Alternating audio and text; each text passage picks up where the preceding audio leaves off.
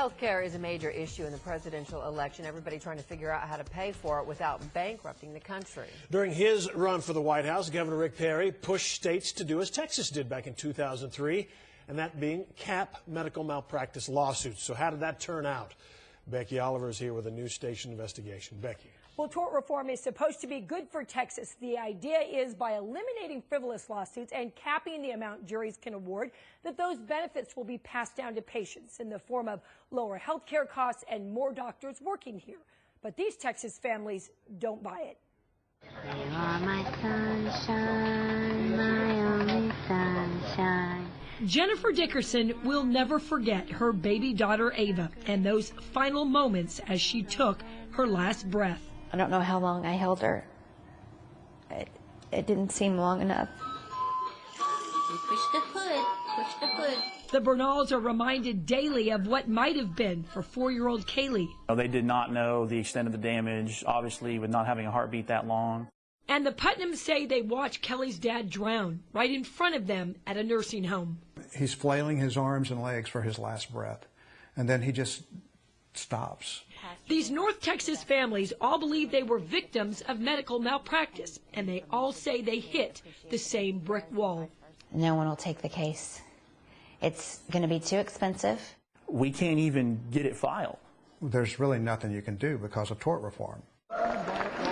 Back in 2003, the Texas Legislature passed tort reform, and later Governor Perry and his wife pushed voters to change the Constitution. Proposition 12 protects your family. But did it? The reform put caps of $250,000 on non-economic damages like pain and suffering. That means people who don't work, like the elderly, babies, stay-at-home parents, they're limited, even if they win a malpractice suit. Medical malpractice. Perry called it a win for Texans, and during his presidential run, he claimed much-needed doctors were coming to Texas.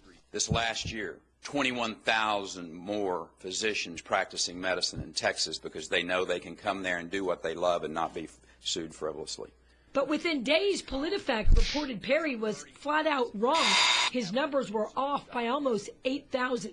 With the courthouse doors closed off to so many, we wondered, who are the winners and the losers? The big winners have to be the patients who have more access to specialized and timely care than they previously did. John Opelt's group represents doctors, hospitals, nursing homes, and insurance companies. The physician growth in Texas has been dramatic since the passage of these reforms. It's been dramatic in Dallas, Texas. Some of that is simple distortion.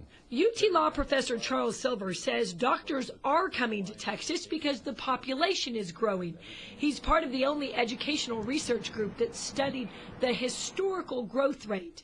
Dramatic? He says not even close. Doctors came to Texas in numbers every year before 2003, and they would have kept coming here after 2003 had there been no tort reform. In fact, Silver's group, which gets no money from special interests, says the rate of growth actually slowed after tort reform in Texas. Texas has fallen farther and farther and farther behind the average U.S. state. So what about insurance coverage?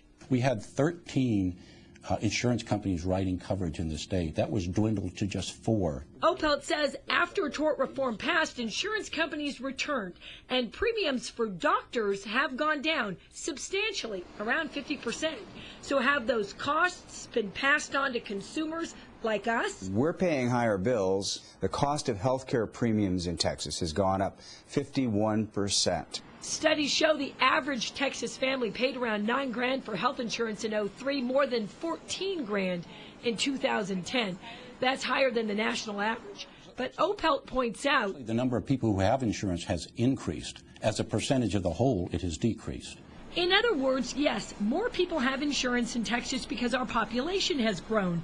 But studies show more than a quarter have no insurance, giving Texas top honors for the most residents uninsured. Someone needs to stand up and say this has got to stop. Every Sunday for the past 3 years, Bill and Kelly Putnam of Frisco take to the streets in front of the Signature Point nursing home. They don't have a clue of what's happening. They say a nurse forced medicine into Kelly's dad's feeding tube using a syringe. The liquid went into his lungs. The state licensing authority found no deficiencies, and the home says no evidence to substantiate the Putnams' claims.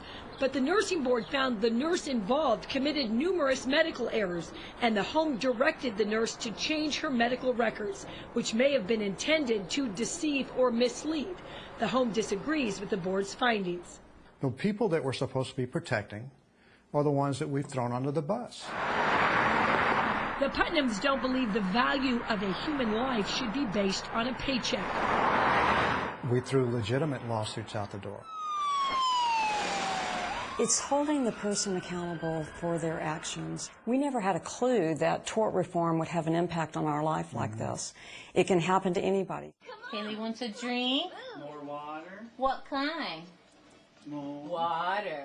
The Bernals struggled to get the best care for their daughter Kaylee. After complications at birth, she cannot walk or talk.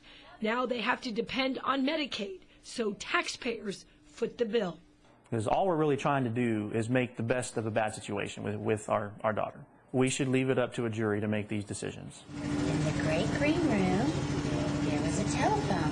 And the memory of baby Ava and the pain of losing her will live with the Dickersons forever.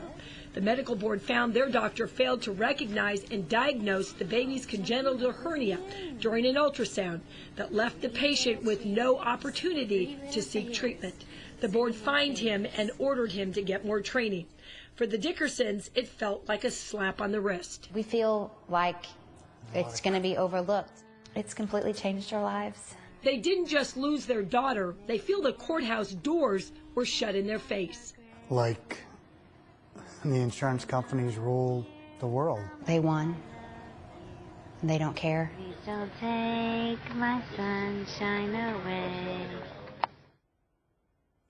Now, $250,000 may sound like a lot of money, but lawyers say cases can cost almost that much to get to court, leaving little or nothing for the family. The Putnams aren't just speaking out. They are organizing, building a website, and say they will continue to picket every Sunday, the day Kelly's dad died.